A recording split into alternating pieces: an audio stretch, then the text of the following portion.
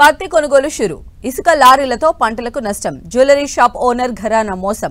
నవోదయ విద్యార్థి బల్వన్ మరణం. మరిన్ని విశేషాలను మన ఊరు మన వార్తల్లో చూద్దాం.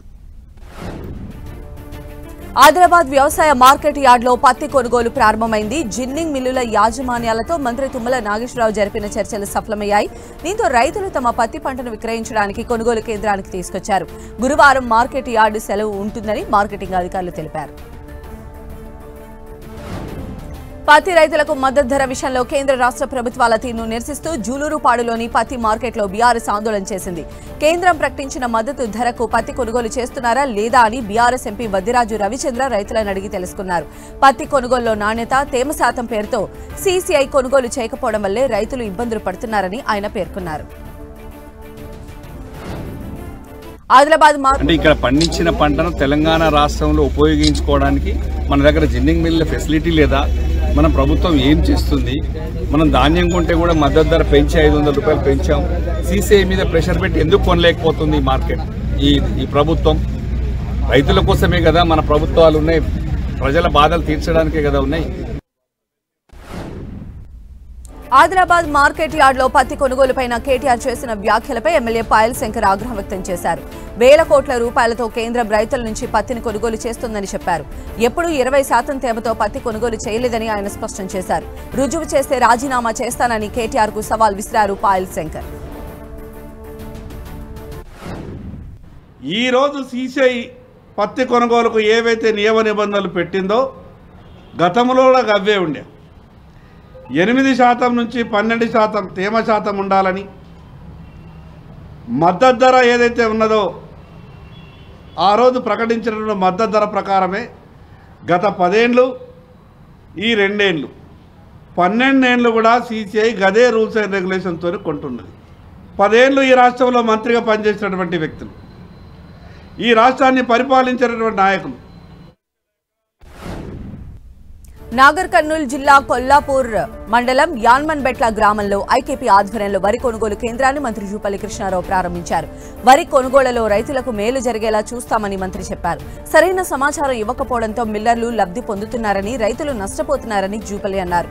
రైతులను ఇబ్బందులకు గురిచేసి అక్రమాలకు పాల్పడితే సహించేది లేదన్నారు. రైతులకు ఇబ్బంది కాకుండా, వాళ్ళు కూడా మహిళలంటే రైతు కుటుంబాల సభ్యులే కాబట్టి కరెక్ట్గా జరుగుతున్న ఉద్దేశంతో మొత్తం మహిళా సంఘాలుగా చెప్పడం జరిగింది. అయితే ఇక్కడ రకరకాల సరైన సమాచారం వాళ్ళకి ఇవ్వక రకరకాల పొరపాటు జరుగుతూ ఉన్నాయి. దాని ద్వారా మిల్లర్లు ఇంకొకరు లబ్ధి పొందే కార్యక్రమం జరుగుతూ ఉంది, రైతులు నష్టపోతూ ఉన్నారు. అందుకని స్పష్టంగా ఆదేశాలు ఇవ్వడం జరిగింది. తేమ శాతం 10. భద్రాద్రి కొత్తగూడెం జిల్లా అశ్వరావుపేట తహసీల్దార్ తీరుపైన మాజీ ఎమ్మెల్యే తాటి వెంకటేశ్వర్లు మండిపడ్డారు. రూపాయి కూడబెట్టి 5 ఏళ్ల క్రితం పేదలు నిర్మించుకున్న ఇళ్లను ఎటువంటి నోటీసులు ఇవ్వకుండా కూల్చడంపై తహసీల్దార్ సమాధానం చెప్పాలన్నారు. సంఘటనా స్థలాన్ని సందర్శించి బాధితులను పరామర్శించారు. యంగ్ ఇండియా స్కూల్ పేరుతో పేదల గుడిసెలను కూల్చివేయడంలో స్థానిక ఎమ్మెల్యే బాధ్యత వహించాలన్నారు. ఇది హైదరాబాద్ హైడ్రా కాదు బాబు, ఇది అశ్వరావుపేట పేద ప్రజల ప్రాంతం, ప్రశాంతమైన ప్రాంతం, ఎక్కడ కూడా కబ్జాలు చేసే ప్రాంతం కాదు. ఇది అశ్వరావుపేట అంటేనే అందమైనటువంటి నియోజకవర్గం.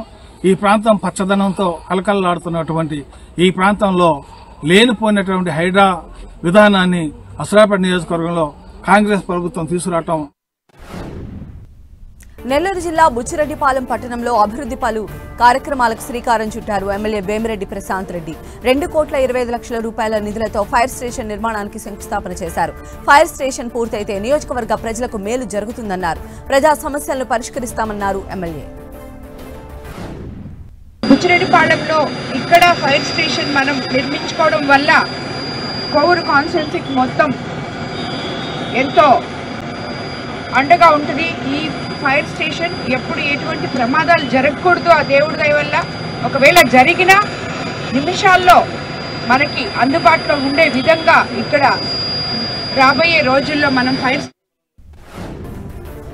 సిఐఐ సదస్సులో కోట్ల పెట్టుబడులు, లక్షల ఉద్యోగాలు వస్తున్నాయని సీఎం చంద్రబాబు ప్రకటించడాన్ని ఏపీసీసీ చీఫ్ షర్మిల ఫైర్ అయ్యారు.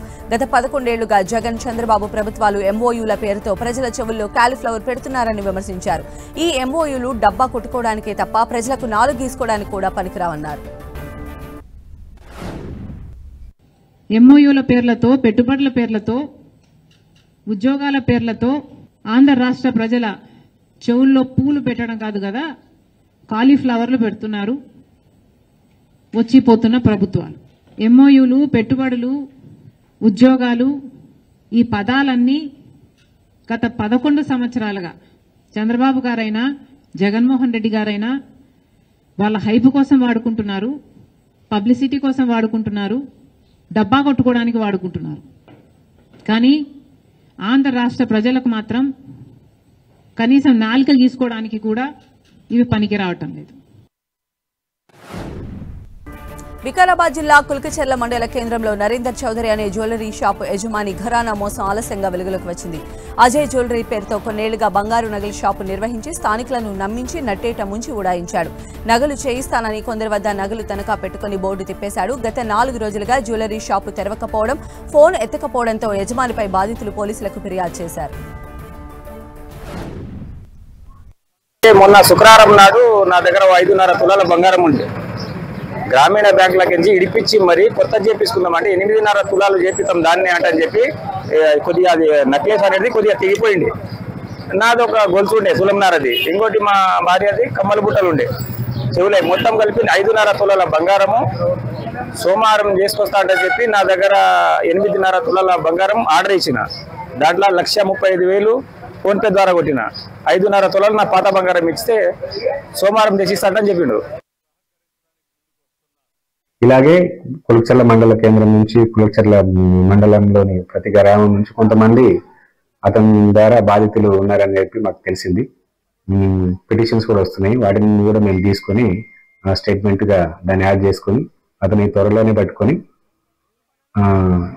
రైతులకి మోసపోయిన వాళ్ళకి న్యాయం చేస్తామని మేము విన్నవించుకున్నాం. అనకాపల్లి జిల్లా ముత్యాలమ్మ పాలెం సముద్రంలో చేపల వేటకు వెళ్లి మత్స్యకారుడు గల్లంతయ్యాడు. అలల తాకిడికి సముద్రంలో పడవ బోల్తా పట్టంతో సూరాడ ముత్యాలు గల్లంతయ్యాడు. పడవలో మొత్తం 7 మత్స్యకారులు ఉన్నారు. చింతకాయల పెంటయ్య, ఆర్జిల్లి బండియ్య గాయాలతో ఒడ్డుకు చేరుకున్నారు. ముత్యాల కోసం మిగతా మత్స్యకారులు గాలిస్తూ ఉన్నారు. నెల్లూరు జిల్లా మర్రిపాడు మండలం కృష్ణాపురం నవోదయ పాఠశాల విద్యార్థి బల్వన్ మరణానికి పాల్పడింది. 10వ తరగతి చదువుతున్న కత్తి ప్రణీత అర్ధరాత్రి ఉరివేసుకుని ప్రాణాలు తీసుకుంది. చదువుల్లోనూ ఆటల్లోనూ ప్రథమ స్థానంలో రాణిస్తున్న ప్రణీత మృతి చెందడం పలువురిని కలిచివేసింది. తోటి విద్యార్థుల వేధింపులే ప్రణీత మృతికి కారణంగా భావిస్తూ ఉన్నారు. ఈ ఘటనపైన విద్యార్థి సంఘాలు, తల్లిదండ్రులు ఆందోళన చేశారు.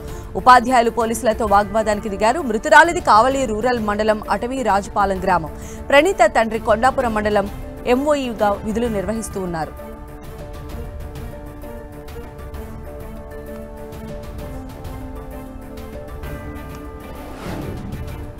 కరీంనగర్ జిల్లా అలుగునూరు 8వ డివిజన్లో సీసీ రోడ్లు, డ్రైనేజ్ పనులకు శంకుస్థాపన చేశారు MLA Kavvampalli Satyanarayana. Municipal corporation నిధులతో అలుగునూరులో పలు అభివృద్ధి పనులు చేస్తున్నామని, త్వరలోనే పనులు పూర్తి చేస్తామని చెప్పారు. కార్పొరేషన్ నిధుల నుండి దాదాపు 60,71 crores ఒక సీసీ రోడ్డు నిర్మాణం చేపట్టడం జరిగింది.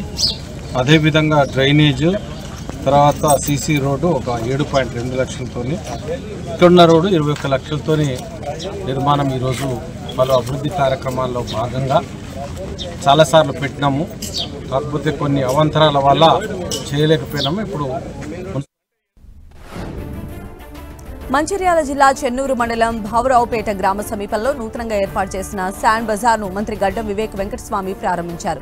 స్థానికులకు సులభంగా ఇసుక అందుబాటులోకి రావడానికి ప్రభుత్వం ప్రత్యేక చర్యలు తీసుకుంటున్నట్లు మంత్రి తెలిపారు. ఇసుక కొరత, అధిక ధరలు వంటి సమస్యలు తగ్గేందుకు శాండ్ బజార్ ఉపయోగపడుతుందని వివేక్ పేర్కొన్నారు. నిర్మాణ రంగానికి ఇది మద్దతుగా నిలుస్తుందని చెప్పారు.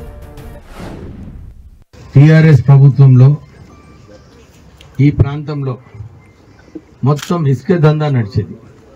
అందరు కూడా ఇష్టం వచ్చినట్టు ఇసుక లారీలు తీసుకుపోవడము, ఇక్కడ వేలాది లారీలు రోడ్ల పైన ఉంటుండే.